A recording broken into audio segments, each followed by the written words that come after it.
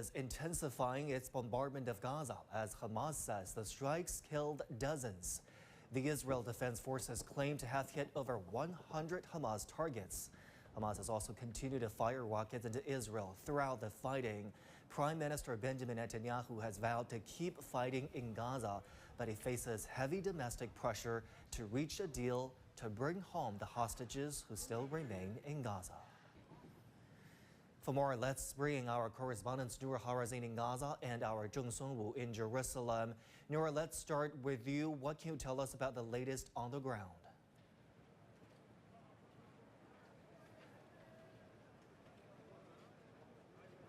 Well, according to the Palestinian Health Ministry, the number of Palestinians killed here in Gaza over the past 24 hours is now up to 200 people, while more than 300 people were reported injured.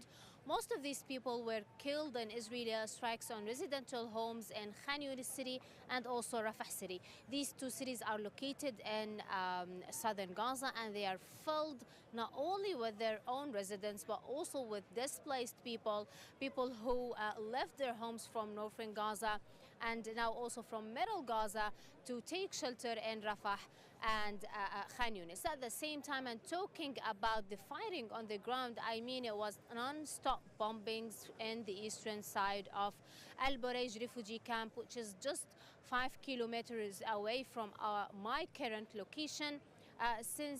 For like 7 hours now, and we are hearing the continuous Israeli tanks shelling coming from the eastern side from al-Maghazi refugee camp. Apparently, the Israeli army has started its land invasion in middle Gaza, the scenario that happened in northern Gaza at the beginning of this war, and the same scenario that happened in southern Gaza shortly after the latest truce expired is now happening in middle Gaza. Apparently, there is a plan of separating Gaza to 3 main areas: northern Gaza, middle Gaza, and southern Gaza.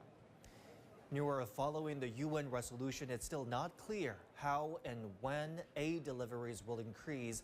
We know trucks are entering through 2 crossings, Rafah on the border with Egypt and Kerem Shalom on the border with Israel. What more details do you have for us?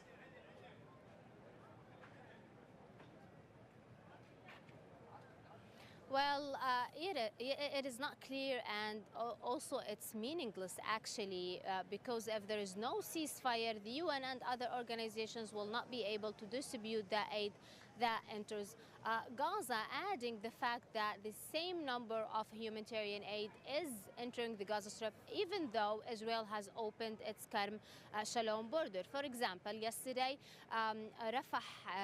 from Rafah crossing Egypt allowed 60 trucks of humanitarian aid to enter Gaza.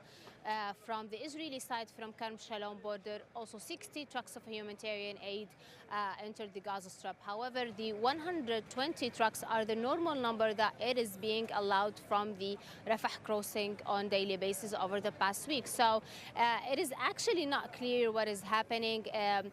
Both of the borders are opened. However, it is the same number of humanitarian aid trucks are entering Gaza, and even 120 trucks is not enough to meet the needs of the people. I mean, the UN talked previously about Gaza needing at least 1,000 humanitarian aid trucks to enter Gaza on daily basis, and not only about food and water. Now it is also about tents for refugee camps, clothes for those displaced people who left everything behind and went to the shelters. And actually now, recently, we're talking about more displaced people after Israel issued new evacuation orders to people in al-Burayj refugee camp and Nusayrat refugee camp and other areas around Gaza. So yes, the situation is deteriorating. It is getting harder, even though Palestinians here on the ground were a little bit hopeful about this UN resolution.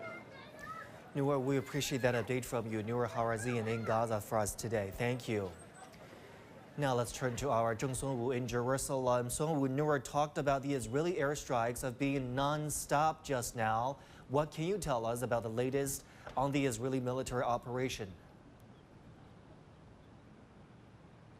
Yeah, Noor is right. The Israeli Air Forces struck more than 100 Hamas targets in the southern Gaza Strip, and the IDF is ready to expand its ground operations in the southern Gaza Strip, despite the resistance from the Hamas in the north. And the IDF says the military targets in the southern Gaza Strip include tunnel shafts, military sites, and other infrastructure used to target Israeli forces. And during the strikes in the Khan Yunis area, the IDF says the 7th Armed Brigade also hit more than 10 Hamas operatives in just a few minutes by directing aircraft. And the Javati Brigade, which is one of the best brigades of the IDF, also hit a Hamas cell moving to a building used to store weapons of Hamas. And Israel also carried out a heavy bombardment near the two villages in Lebanon, closer to the country's border with Israel. And according to the Lebanon national news agency, but there's no comment from Israel so far.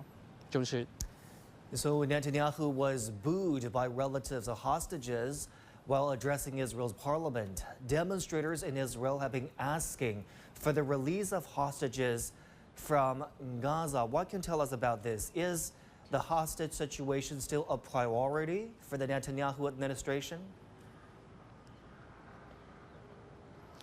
Yeah, Israeli Prime Minister Benjamin Netanyahu delivered a speech on Monday at a special session on hostages. And in the speech, he declared that the Israeli government is making every effort, the seen and unseen effort, to bring every hostage back home. He also said in the speech that Israel would not have succeeded in freeing more than 100 hostages from Hamas without a military pressure, and Israel would not stop fighting. And one relative called out, "We don't have time," from a gallery in response, and other families just chanted, "Now, now, now." And some of them even held up a sign that says, "What if it was your father?" to demand the immediate release of the hostages from Hamas. Back to you, Zhongshi. CGTN's Zheng Songwu live in Jerusalem for us this hour. Songwu, thank you so much. Egypt has proposed a truce to end the conflict in Gaza. Several mediated talks took place in Cairo for a possible second ceasefire. CGTN's Adel El-Marouki is in Cairo with those details. The Egyptian proposal, however, the information we have are not official yet, but it basically suggests that there are 3 stages that Egypt will be overlooking for ending this violence finally. The first stage is a 2-week-long ceasefire, humanitarian ceasefire, through which aid will be coming into Gaza in massive volumes, and at the same time Hamas will vow to release 40 hostages in a response to Israel releasing 120 Palestinian prisoners, which Hamas will decide. The second phase is a political phase that Egypt will be leading, which will have negotiations between the Palestinian factions to form a technocrat government led only by civilians, and this will be to overlook further humanitarian process into Gaza and reconstruction of the enclave, as well as pave the road for elections between Palestinian factions. Finally, the last stage will include a wider exchange and release of hostages. So the first phase, the 40 that Hamas will release, according to the leaked information, will be mainly women and children and elderly, specifically those with health conditions that Hamas and other Palestinian factions are holding to. The second stage will be the release of all hostages in Gaza, all Israeli ones, as well as another number still to be determined in further negotiations. That's basically the Egyptian sum. There's no sign that there has been acceptance yet. However, there seems to be positive signs in terms of the negotiations ongoing. An Israeli airstrike has reportedly killed a high-ranking Iranian general in Syria. Sayed Razi Mousavi was a longtime advisor of Iran's Revolutionary Guards in Syria. The latest escalation comes as clashes intensify along the Lebanon-Israel border between Hezbollah and Israel. Earlier this month, Israeli strikes killed 2 other generals in Syria. Meanwhile, airstrikes by the U.S. military in Iraq have claimed 1 life and injured dozens more.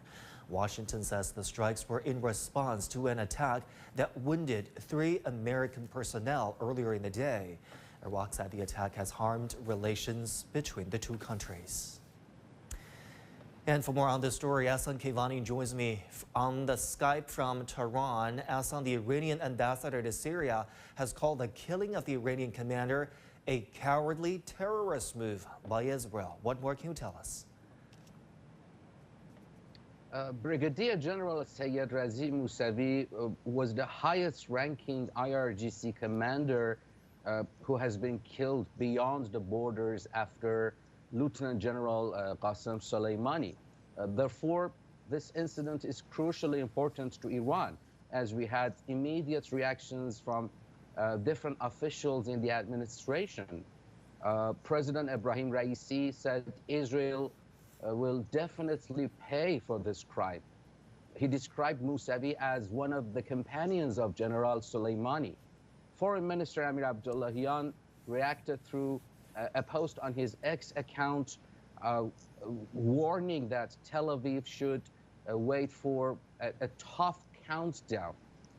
The Ministry of Defense also said Israel should be waiting for revenge. Let's not forget that 5 days after General Soleimani was killed in 2020 in Baghdad, Iran launched a series of missile attacks on U.S. facilities in Iraq. Back to you, Shur. As the Iraqi government has condemned the U.S. attack on Iraqi military positions, can you give us an update on that as well? In fact, since the beginning of the ongoing conflict in Gaza, Iran has denied its role in the war, emphasizing that Hamas and other groups known as the resistance, like the Houthis in Yemen, have acted and would act independently. Regardless of the reason for such emphasis, this could be interpreted as Iran's reluctance to directly engage in possible military conflicts. The Persian Gulf countries also try to help minimize tension in the region. Iraq's government says 1 Iraqi service member is killed and 18 others are wounded from the Tuesday strike. Baghdad, in fact, has always stressed that the conflict between the U.S. and Iraqi groups with links to Iran harms the country's security. Tension is clearly high, and we should wait and see whether or not Iran will directly show a reaction to Monday's airstrike in Syria. Ahsan Kevani via Skype from Tehran. Thank you so much.